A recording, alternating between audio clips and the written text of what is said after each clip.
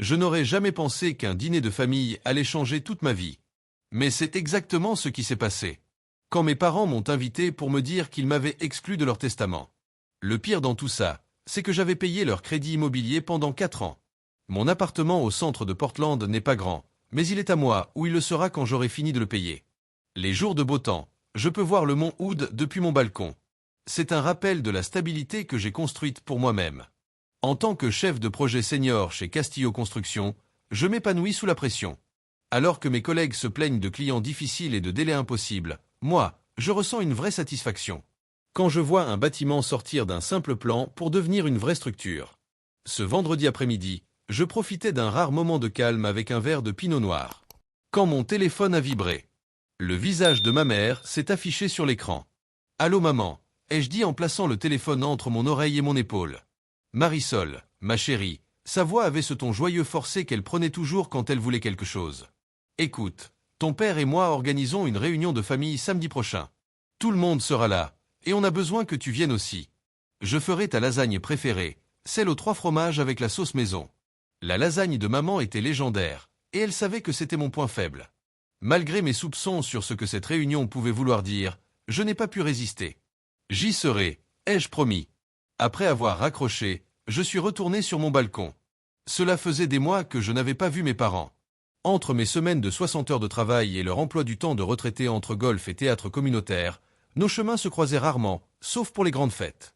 Revoir mes jeunes frères et sœurs allait être intéressant. Pablo et Daniela ont 12 ans de moins que moi. Ils ont 24 ans. Pendant que moi je m'installais dans mon premier appart et je bossais à la fac, eux étaient encore à l'école primaire. Ils recevaient toute l'attention et les derniers gadgets à la mode. La façon dont nos parents nous ont élevés a complètement changé entre mon éducation et la leur. Avec moi, tout tournait autour de la responsabilité. À 12 ans, je lavais déjà mon linge toute seule. À 14, j'étais la babysitter désignée des jumeaux dès que nos parents sortaient le soir. Pendant ce temps, Pablo et Daniela ont grandi avec beaucoup moins de règles et bien plus d'indulgence. Quand j'ai quitté la maison à 18 ans, eux étaient encore bordés chaque soir dans leur lit. Aujourd'hui, à 24 ans, ils vivent dans des appartements que nos parents les aident à payer pendant qu'ils trouvent leur voie. Pablo a changé 3 fois de spécialité à l'université avant de se fixer sur la communication. Daniela, elle, était entre 2 boulots, après avoir quitté son poste de barista parce que son manager était trop toxique. Le samedi suivant, je suis arrivé chez mes parents pile à 16 heures. La Kia bleue brillante de Daniela et la moto de Pablo étaient déjà garées. Super, j'étais la dernière à arriver. Donc ils avaient sûrement déjà parlé de moi. En approchant de la porte, j'ai entendu des rires à l'intérieur. Ils se sont arrêtés net quand j'ai sonné. Maman a ouvert, avec un tablier et un sourire un peu forcé. Marisol, entre, entre. Elle m'a fait un câlin rapide qui sentait l'ail et le parfum. Les jumeaux étaient assis côte à côte sur le canapé, les têtes penchées l'une vers l'autre comme s'ils préparaient un coup. Quand je suis entré, ils m'ont regardé en même temps avec une expression faussement naturelle. « Salut », a dit Daniela en enroulant une mèche de cheveux autour de son doigt. « Belle tenue, tu viens du boulot ?» C'était samedi, mais je n'ai pas pris la peine de la corriger. « Salut Dani. »« Pablo. » J'ai fait un signe à mon frère, qui m'a répondu sans se lever. Je suis allé dans la salle à manger où maman installait la porcelaine chic. Celle qu'on n'utilise que pour Thanksgiving et Noël. Eh ben, tu sors le service de luxe, ai-je remarqué. Cette réunion de famille doit être importante. Maman et papa ont échangé un regard rapide qui m'a mis mal à l'aise. Avant que je puisse poser de questions, les jumeaux sont entrés calmement et se sont assis à leur place habituelle, en face de moi. Pendant le dîner, la conversation est restée douloureusement superficielle. Maman a parlé de son club de jardinage. Papa a mentionné un nouveau club de golf qu'il envisageait d'acheter. Les jumeaux ont partagé des ragots sur des gens que je ne connaissais pas. Personne ne m'a posé de questions sur mon travail ou ma vie. Ce n'était pas inhabituel, mais ça faisait quand même mal. La lasagne était incroyable, comme promis. Mais je n'ai pas pu vraiment en profiter à cause de la tension qui flottait dans la pièce. Les mains de maman tremblaient un peu en servant le tiramisu maison, un autre de mes plats préférés. Bon, ai-je dit en posant ma fourchette. Qu'est-ce qui se passe? Tout le monde agit bizarrement et maman a fait 2 de mes plats préférés. Dites-moi franchement ce qu'il en est. Mes parents se sont encore regardés, lourdement, puis papa s'est raclé la gorge. Marisol, tu sais qu'on vieillit, et on pense à l'avenir. Maman a enchaîné. On a décidé de finaliser notre testament et on voulait te l'annoncer en personne. D'accord, ai-je répondu prudemment. On a décidé, a continué papa, que la maison et le chalet au bord du lac iraient à Pablo et Daniela. Un silence complet est tombé dans la pièce. J'ai regardé mon père, attendant la suite. Mais il s'est contenté de me regarder. C'est tout? Ai-je fini par demander. C'est tout, a dit maman, d'une voix bizarrement sur la défensive. Tu devrais comprendre, chérie. Tu t'en sors bien financièrement, et les jumeaux cherchent encore leur voie. Ils ont plus besoin de sécurité que toi. J'ai regardé mes frères et sœurs en face. Tous les deux essayaient, et échouaient, de cacher un sourire satisfait. Juste pour que ce soit clair, dit Pablo en se penchant en avant. On voulait que tu le saches maintenant pour éviter toute confusion plus tard. Tout va pour nous. J'ai eu l'impression de recevoir un coup de poing dans le ventre. Tout. La maison dont j'ai aidé à payer l'hypothèque pendant 4 ans. Le chalet dans lequel j'ai investi 30 000 pesos l'été dernier pour des rénovations. Le visage de maman a rougi. Ce n'est pas pertinent, Marisol. La famille aide la famille. Tu le sais bien. Oui, la famille aide la famille, ai-je répété lentement. Comme quand j'ai payé les frais d'université pour eux deux? Ou quand je vous envoie 600 pesos chaque mois pour les dépenses de la maison? Mes parents ont détourné les yeux, incapables de me regarder. Daniela a soufflé. Ne fais pas ta grande dame, Marie. Tu as toujours été jalouse que papa et maman nous aiment plus que toi. Pardon. Ma colère est montée. C'est vrai, a ajouté Pablo. Tu nous en as toujours voulu parce que tu devais t'occuper de nous pendant que nous, on s'amusait.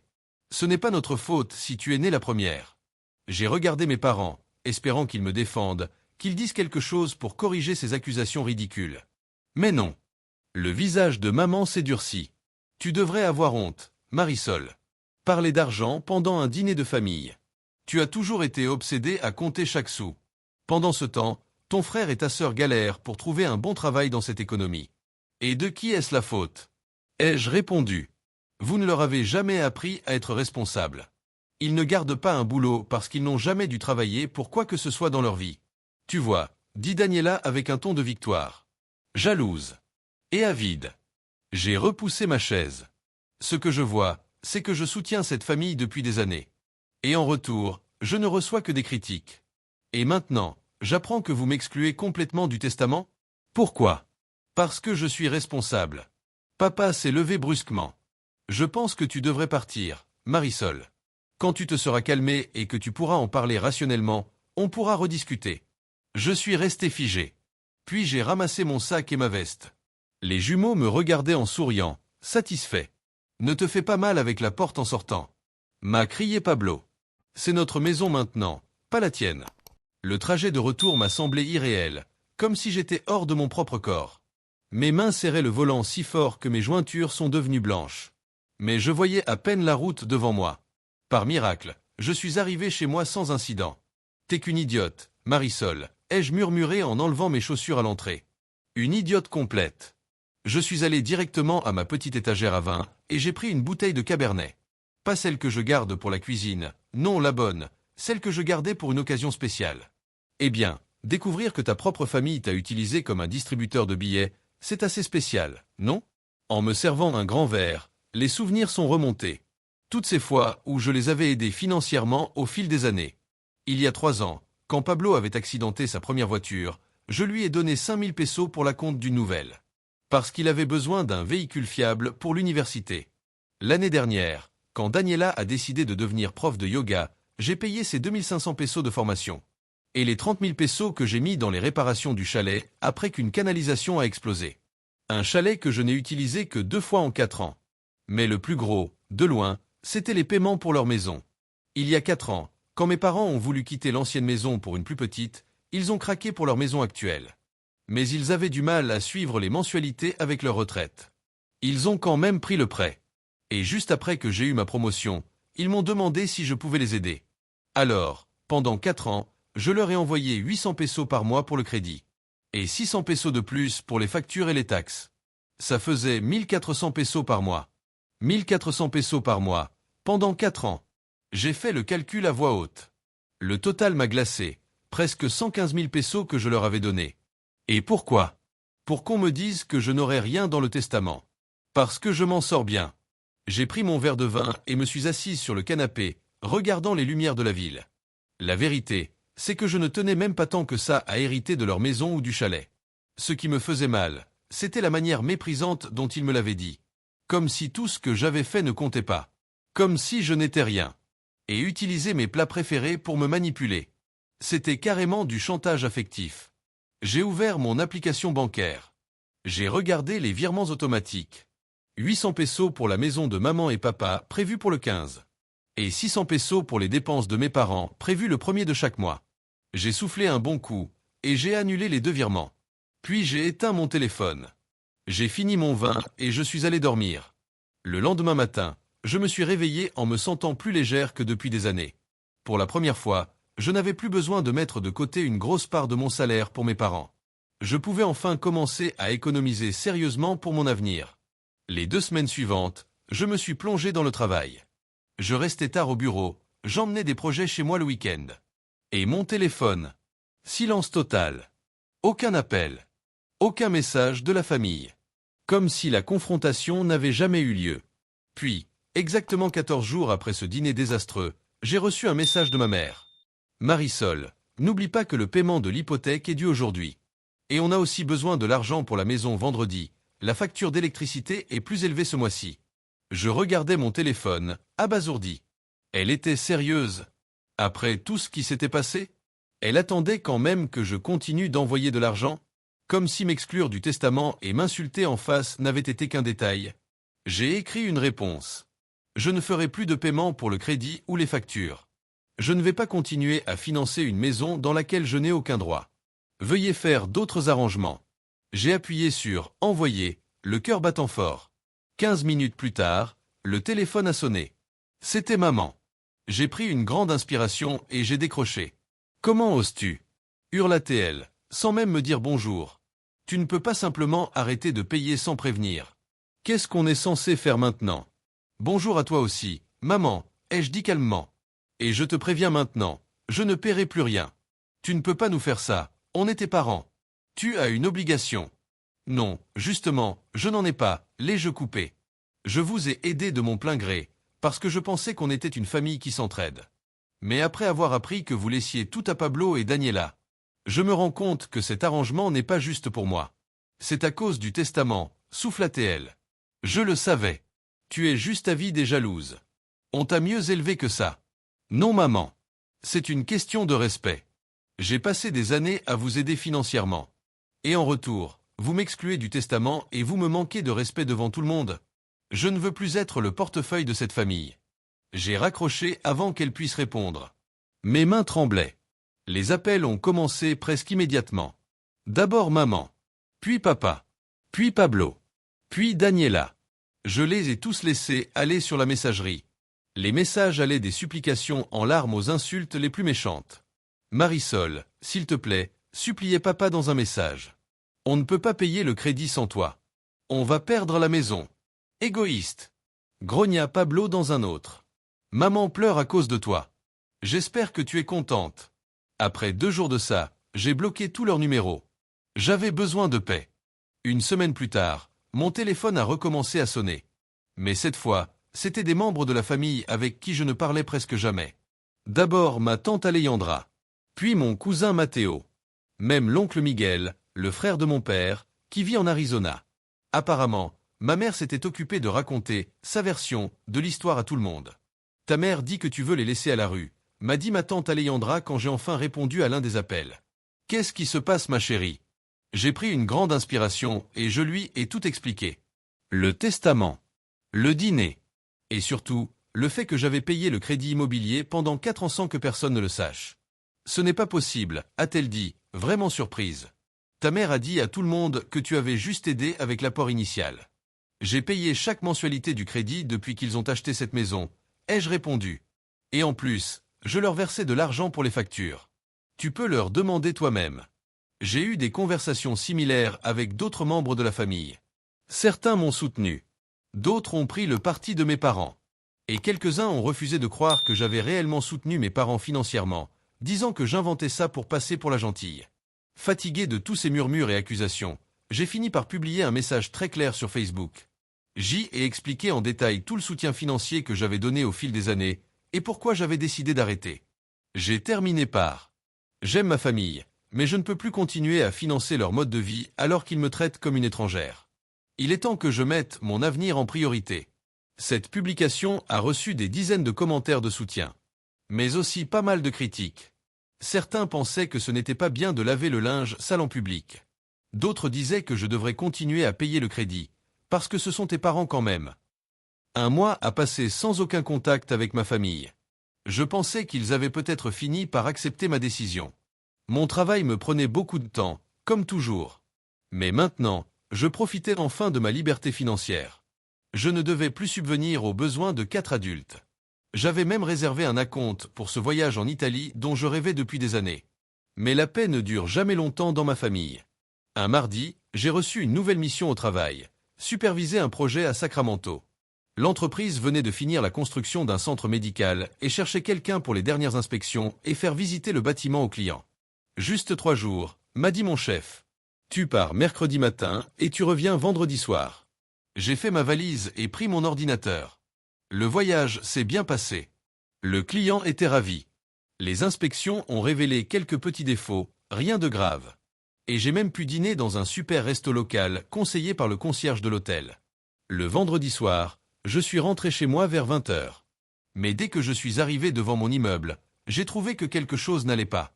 Ma porte paraissait étrange depuis le couloir. En m'approchant, j'ai eu un mauvais pressentiment. Tout l'encadrement de ma porte était recouvert de mousse expansive. Le genre de mousse qui durcit et devient une masse solide. Quelqu'un avait volontairement bloqué ma porte. Impossible d'y insérer ma clé ou de l'ouvrir. Qu'est-ce que c'est que ce délire, ai-je murmuré. J'ai appelé le gardien de l'immeuble. Il a répondu au bout de la 4e sonnerie. Reyes, je peux faire quelque chose pour vous? Quelqu'un a vandalisé ma porte, ai-je expliqué en essayant de rester calme. Ils l'ont recouverte de mousse expansive. Je ne peux plus entrer. Il y a eu un silence. C'est inhabituel. Je vais t'appeler notre serrurier de service. Mais ça peut prendre plusieurs heures, c'est vendredi soir. Je me suis donc retrouvée assise dans le couloir, à côté de mes bagages, pendant près de 3 heures. Avant qu'un serrurier, qui avait l'air à moitié endormi, arrive avec ses outils. Il a sifflé en voyant ma porte. Quelqu'un ne voulait vraiment pas que vous entriez. Il a mis presque 1 heure pour enlever assez de mousse et atteindre la serrure. À minuit, j'ai enfin pu entrer dans mon appartement. Épuisée. Furieuse. Une fois à l'intérieur, je suis allé droit sur mon ordi portable. J'avais installé une caméra de surveillance dans mon couloir, après qu'un colis ait été volé quelques mois plus tôt. La caméra filmait directement ma porte et enregistrait sur un cloud. J'ai ouvert les vidéos du moment où ça avait dû se passer. Au début, rien. Un couloir vide. Puis, vers 14 h le jeudi, une silhouette est apparue. Quelqu'un que je connaissais très bien, Pablo. Mon frère. Il portait une casquette bien enfoncée et un sweat à capuche, mais je reconnaîtrais sa façon de marcher n'importe où. Il a sorti une bombe de mousse de son sac à dos et a commencé à en pulvériser autour de ma porte. Il a pris son temps, couvrant toute la serrure et les jointures. Quand il a fini, il a reculé, a admiré son travail, puis il est parti en courant. J'ai regardé la vidéo 3 fois. Ma colère augmentait à chaque visionnage. Ce n'était pas une farce stupide. C'était du vandalisme. Un délit. Et ça allait coûter des milliers à réparer. Le lendemain matin, je suis allé au commissariat local avec la vidéo. J'ai porté plainte contre mon frère. Vous savez pourquoi il aurait fait ça? M'a demandé la policière en notant ma déclaration. Un conflit d'argent, ai-je dit simplement. Je n'avais pas envie de raconter mon histoire familiale à une inconnue.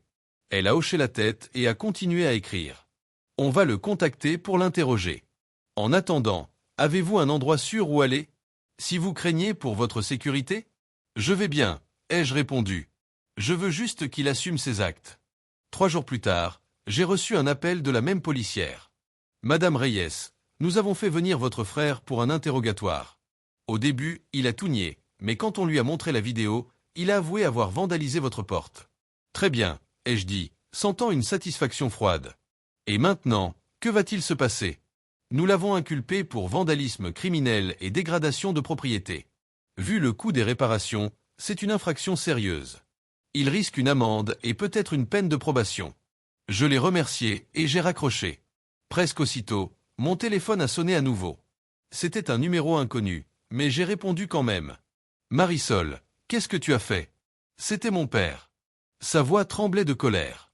La police a arrêté Pablo. Ton propre frère. Ils ne l'ont pas arrêté, papa.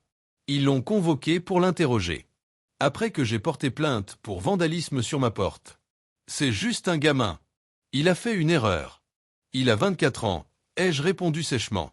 Et son erreur va coûter plus de 3000 pesos à réparer. Le gardien dit qu'il faut changer toute la porte et l'encadrement. Et c'est comme ça que tu traites ta famille. En appelant la police. La famille ne saccage pas la maison des autres, papa. Il y a eu un silence. Puis sa voix est devenue plus basse. Qu'est-ce qu'on peut faire pour que tout ça disparaisse? 3000 pesos pour les réparations, ai-je répondu immédiatement. Il paie pour ce qu'il a cassé, et je retire la plainte. C'est du chantage. Non, ce sont des conséquences, ai-je corrigé. Pablo a détruit ma propriété. Il doit en payer le prix. Sinon, il devra s'expliquer devant la justice. C'est son choix. Mon père a raccroché sans dire un mot de plus. Le lendemain, ma mère m'a appelé. Contrairement à mon père, elle n'a pas crié. Sa voix était froide, tranchante. Je n'aurais jamais pensé que tu tomberais aussi bas, m'a-t-elle dit. Utiliser la police pour te venger de ta propre famille. Ce n'est pas une vengeance, maman. C'est demander à Pablo d'assumer ce qu'il a fait. Il était énervé. On l'est tous. Tu nous as laissés en galère après avoir été notre seul soutien pendant des années. La banque menace de saisir la maison. J'ai retenu une réponse sarcastique. Je suis désolé que vous ayez des difficultés financières. Mais ça ne donne pas à Pablo le droit de s'en prendre à mon logement. Elle est restée silencieuse un moment. Si on paie, tu retireras la plainte? Oui. Bien, a-t-elle dit sèchement. On va t'envoyer l'argent. Mais n'attends plus rien de nous. Plus jamais. J'ai failli rire de l'ironie. Ce point a déjà été bien clair pendant le dîner familial, maman. 2 jours plus tard, j'ai reçu un virement bancaire de 3000 pesos, tout rond. J'ai appelé la police et leur ai dit que je ne voulais plus poursuivre. L'agente semblait déçue, mais elle a compris. Les situations familiales peuvent être compliquées, m'a-t-elle dit gentiment. Tu n'as pas idée, ai-je répondu. Grâce à l'argent de mes parents, j'ai pu faire remplacer correctement ma porte. Le gardien de l'immeuble a été compréhensif, mais il m'a conseillé de prendre plus de sécurité. J'ai amélioré mon système de caméra et installé une 2e serrure, juste au cas où. Cela fait maintenant 6 mois que je n'ai plus eu de contact direct avec ma famille. D'après ma tante Alejandra, qui continue de m'appeler de temps en temps. Mes parents ont énormément de mal à payer leur crédit. Ils ont presque vidé toutes leurs économies de retraite pour essayer de suivre. Ta mère travaille comme serveuse dans un petit resto près de chez elle, m'a-t-elle dit lors de notre dernier appel. Le matin. Et ton père bosse à la quincaillerie, 6 jours par semaine. Ils ont du mal à joindre les 2 bouts. Apparemment, Pablo et Daniela n'aident pas du tout. Pablo a trouvé un boulot dans un magasin, mais il a démissionné après 3 semaines. Parce que le manager était trop chiant avec les horaires. Daniela garde parfois les enfants des voisins. Mais elle passe la plupart de son temps à préparer un blog lifestyle qui ne voit jamais le jour. Le pire, m'a dit tante Alejandra, c'est que tes parents te rendent responsable de tout. Ta mère dit à tout le monde que tu les as abandonnés quand ils avaient le plus besoin de toi. J'ai juste souri et changé de sujet. Je me fiche complètement de ce qu'ils disent de moi. Ma vie n'a jamais été aussi belle. J'ai été promue directrice senior le mois dernier, avec une belle augmentation. J'ai fait ce voyage en Italie dont je rêvais. Et j'en prépare un autre pour le Japon au printemps. Mon appartement a maintenant un vrai bureau où je peux bosser tranquille. Je me suis fait de nouveaux amis dans un groupe de randonnée. Et je sors avec quelqu'un de bien depuis 2 mois. Pour la première fois de ma vie d'adulte. Mon argent m'appartient. Mon temps m'appartient. Mon avenir m'appartient. Et je ne changerai cette liberté pour rien au monde. Cette histoire peut te rappeler que parfois, les limites les plus dures à poser sont celles avec les gens qu'on aime le plus. Mais ces limites peuvent te mener à la vie que tu mérites. Et si cette histoire t'a touché, clique sur le bouton j'aime pour qu'elle touche d'autres personnes aussi. N'oublie pas de commenter et de t'abonner pour plus d'histoires sur les surprises de la vie. Souviens-toi, ta valeur ne dépend pas de combien tu donnes à ceux qui ne savent pas t'apprécier.